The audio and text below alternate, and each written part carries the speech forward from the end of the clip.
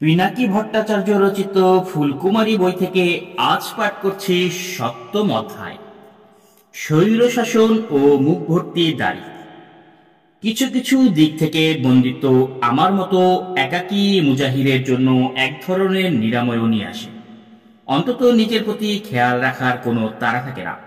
কিন্তু আজ ডক্টরের অ্যাপয়েন্টমেন্ট আছে, তাই নিজেকে যেন একটু কম খতরনাক দেখায় সেই তাগিদে মেডিকেল জীবন থেকে রেখে দেওয়া দাড়িগুলো শেভ করতে বসি।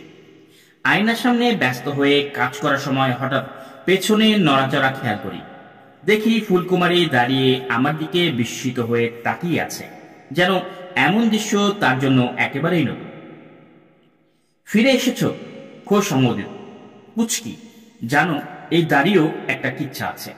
1990 সাল সামরিক সরকার হঠাতে যে অভ্যুত্থান হয়েছিল, ফুলকুমারী জানো, আমার অনেক সমবয়সীর মতো আমিও সেই অভ্যুত্থানে অংশীজন ছিলাম। 1982 সাল থেকে বাংলাদেশ ছিল সেনা শাসনের অধীনে। আমাদের হোস্টেলের কাছেই ঠিক বন্ধ গেটের ওপারে কড়া পাহারায় এক মন্ত্রী বসবাস করত। ওই যে বাংলায় একটা প্রবাদ আছে না, যেখানেই বাঘের ভয় সেখানেই রাত্রি হয়, ঠিক এই প্রবাদের মতো অবস্থা। আমি তখন পঞ্চম বর্ষের ছাত্র। পরিস্থিতি এতটাই উত্তপ্ত হয়ে ওঠে যে মন্ত্রীর বাড়ির সামনেই মেডিকেল শিক্ষার্থীদের সঙ্গে পুলিশের রীতিমতো দাঙ্গা বেঁধে যায়। যখন আমাকে ক্যাম্পাসে ফিরে যেতে বলা হলো, তখন আমি ছিলাম শহরের ঠিক কেন্দ্রের একটি বিক্ষোভ সমাবেশে। ওই সময়টায় আমি ছাত্র ইউনিয়নের সাধারণ সম্পাদক হিসেবে দায়িত্ব পালন করেছিলাম এবং আমার কমরেডরা আশাবাদী ছিল রক্তপাত এড়াতে বিক্ষুব্ধ শিক্ষার্থীদের বুঝিয়ে সুঝিয়ে পরিস্থিতি নিয়ন্ত্রণে আনতে পারব। ঘটনাস্থলে পৌঁছে দেখি পুরো এলাকা যেন কারবালা। রাস্তায় ছড়ানো ছিটানো ইটপাটকেল, ধ্বংসস্তূপ, বাতাসে কুণ্ডলিত আগুন। পরিস্থিতি এতটাই ভয়াবহ, অচল অবস্থা চলে গেছে যে বরফ হয়ে আছে প্রতিবেশ। অন্যদিকে পুলিশ ও গুন্ডাদের সাথে থাকা রাজশাহীর পুলিশ প্রধান আমাকে দেখে চিনে ফেলে এবং লাউড স্পিকারে বলে আমি যেন বিক্ষিপ্ত ছাত্রদের নিয়ে ক্যাম্পাসে ফিরে যাই।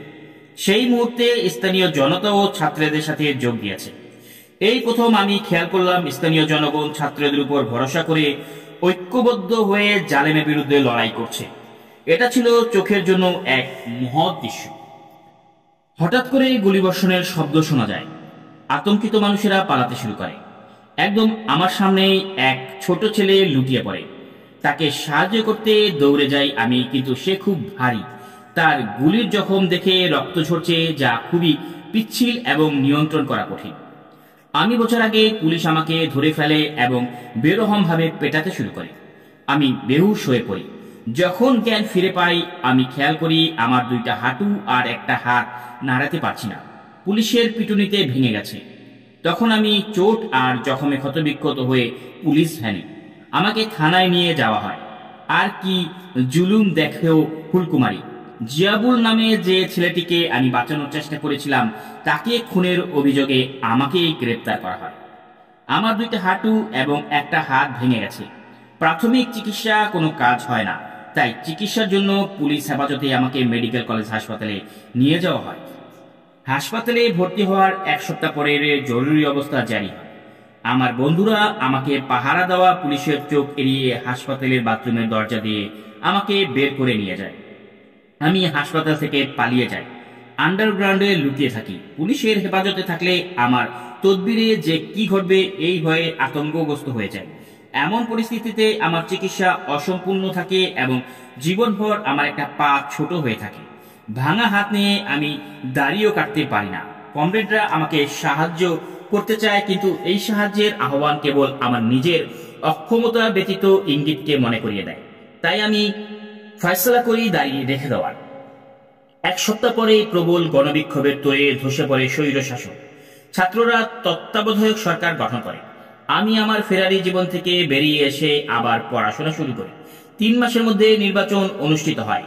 দেশের ইতিহাসে প্রথম গণতান্ত্রিক শাসনের যুগ শুরু করে বাংলাদেশ। বছরটি ছিল 1991 সনটি মনে রেখো ফুলকুমারী। চিরকালের ক্রুশ। আমার আরো মাস্ক দরকার। এখন তো মাস্ক ছাড়া বাইরে যেতেই দেওয়া হয় না, দোকানে ঢোকা তো পরে ডালা। একসময় যেখানে ওষুধের দোকানে পর্যাপ্ত সরঞ্জাম মজুদ থাকতো, এখন সেগুলো একেবারে খালি। এমনকি ডাক্তারও মাস্ক পাচ্ছে না।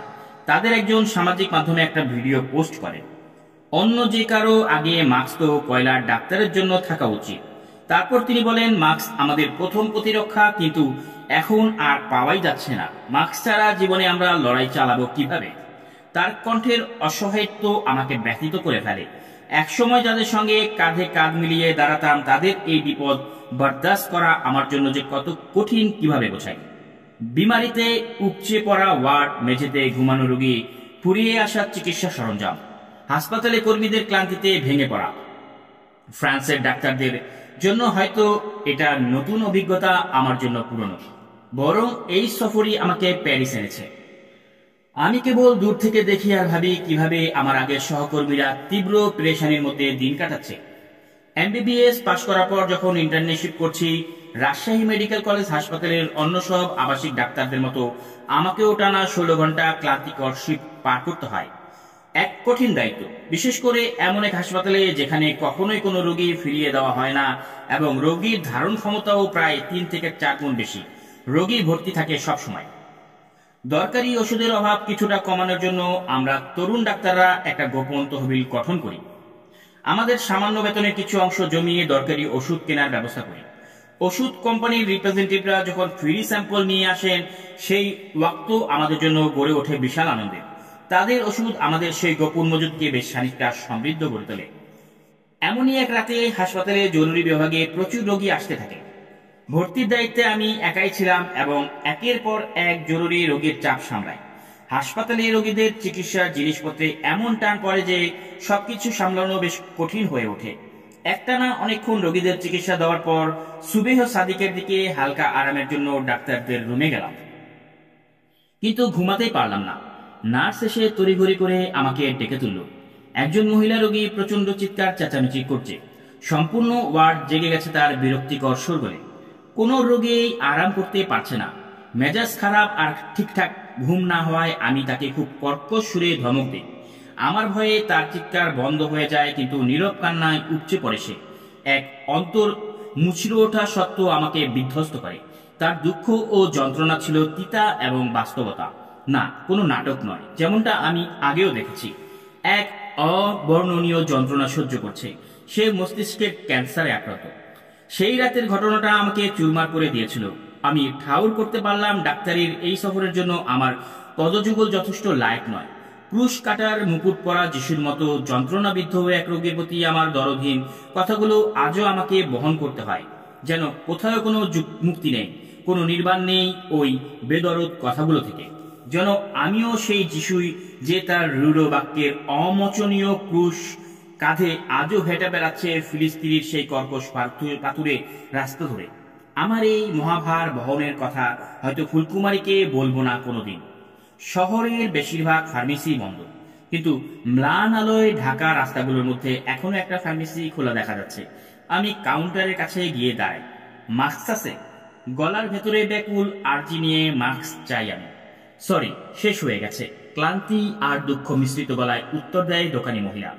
মাস্ক ছাড়া তো কোনো দোকানেই ঢুকতে দিচ্ছে না। আমি যদি কিছু নাই কিনতে পারি তাহলে খাবো কি?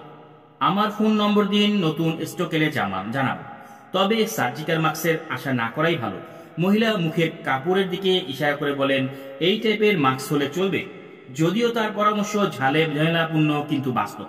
মেঘের কিনার থেকে উকি দেওয়া আলোর রূপালী হওয়ার মতো তার প্রতিশ্রুতি আমাকে আশ্বস্ত করে। আমি শুধু মাথা নেড়ে সম্মতি জানাই। তার কথায় ভরসা করে কাপড়ের মাস্কটি নিয়ে নেই।